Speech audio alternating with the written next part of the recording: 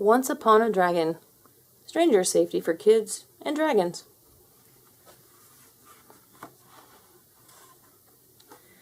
One cool autumn day at the end of last week, my good friend the dragon walked up from the creek. We wanted to go to the park by the bay, so I asked Mom and Dad if that was okay. Mom said, "Great idea!" And grabbing the wagon, we walked down the street, Mom, me, and the dragon. My friend brought his bear and a storybook, too. With the swings and the slide, we'd have plenty to do.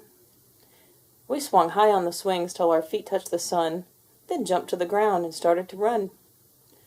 A dragon-sized, here and there, heart-stopping race, up, down, and around, and all over the place.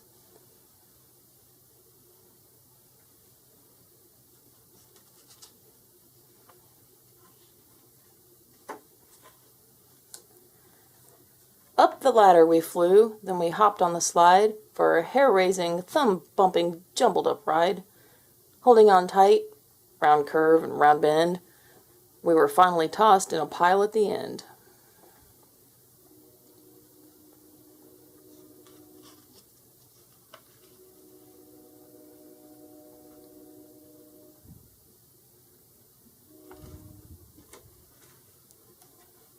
I laughed as I picked myself up off the ground. Then I stopped. Where were we? I looked all around. The dragon was dressed in a red cloak and hood. Behind him I spotted a wolf in the wood. "Oh, dragon," I said. "Oh, dragon, look, look! I think that we've landed inside of your book." "Looks like chapter 1, I told my green friend. "Stay with me, and we'll take this path to the book's end."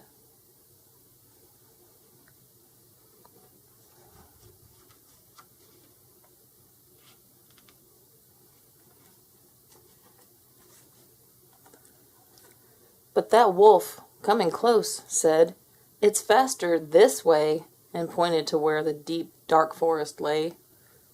With his basket, the dragon stepped off of the trail, like Little Red Riding Hood does in the storybook tale. "Stop, dragon!" I yelled. "That way's lonely and dark. It's not a safe way to get back to the park. Besides, please remember, that wolf is a stranger. What he says to do could put us in danger."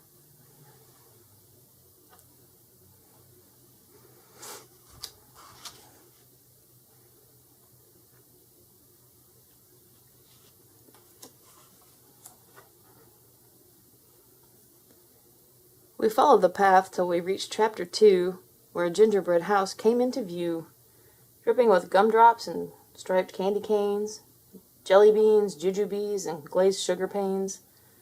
In the doorway, up licorice steps, calling us in, stood a hunchbacked old woman, wrinkled and thin.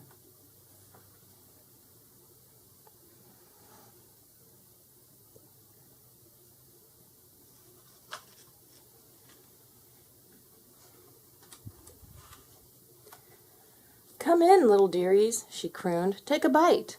Fill up your pockets. Eat all that you'd like." Now dragons love candy, I'm sure you all know, so I grabbed his tail tight and I wouldn't let go. I dug in my heels as he walked to her stair. "Dragon," I groaned, "we should not go in there." With a last longing look, he turned back to me, and we leaped through the pages into chapter 3.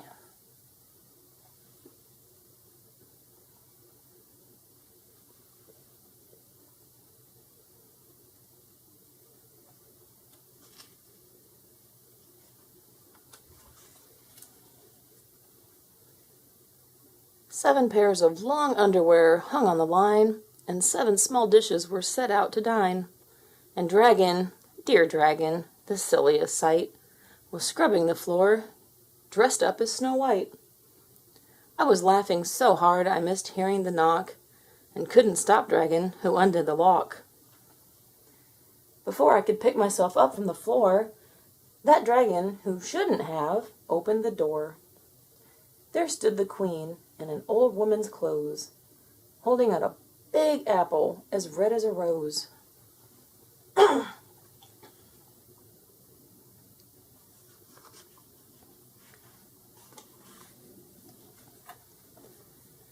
"Dragon!" I hollered with all of my might. and stopped him before he could take his first bite. "You don't know if it's safe. It could make you quite sick. Don't fall for that evil queen's horrible trick." Then, mirror, mirror on the wall, could a gingerbread dragon be fairest of all? "Run, dragon, run!" I laughed, "fast as you can!" And off through the tail the two of us ran. We stopped at the river, 'cause cookies can't swim. They get soggy as soon as they start to get in.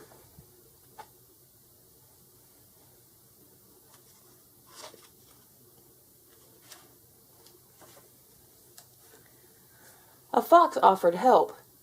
He said, "I'll keep you dry. Sit here on my back while I swim. Don't be shy."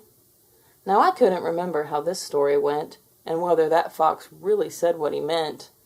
So I shook my head, "No." And the dragon did too, but the fox kept insisting it's what we should do. He grinned, licked his lips, and said, "Kids, it's okay. You can't swim across, so there's no other way." My good friend the dragon, he started to go. He climbed on the fox, but I yelled, "No, no, no!"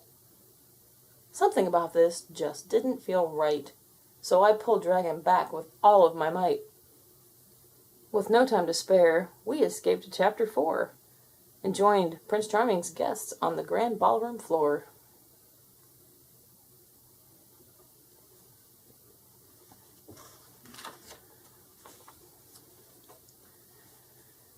When the clock chimed at 12, we knew what to do. We ran down the steps where we both lost a shoe. A carriage pulled up and then drove alongside. "Come on, get in," called a voice from inside. "The three little pigs have been captured, it's true. They need help right away, so they sent for you two." "You can huff, you can puff," I cried. "We won't get in, not by the hair of my tinny chin chin."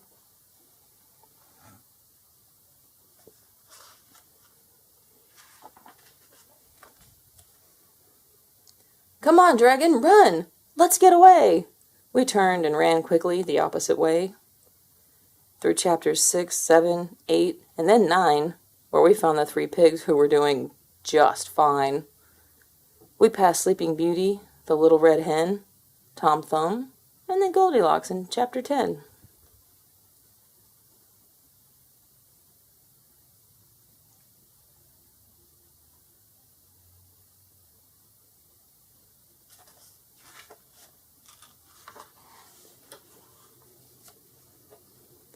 I'm not sure how long our adventuring took, but we finally arrived at the end of the book.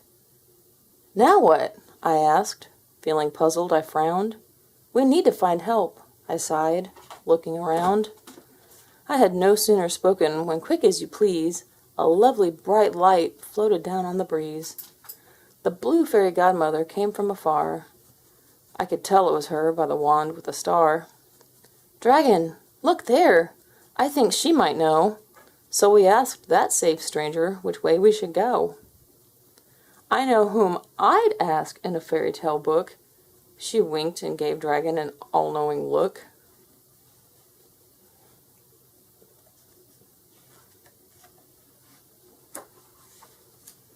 "Dragon!" I cheered. "It's all up to you." He nodded his head, 'cause he knew what to do. My fairy tale friend took a deep breath and then, with one fiery blast, blew a hole in the end.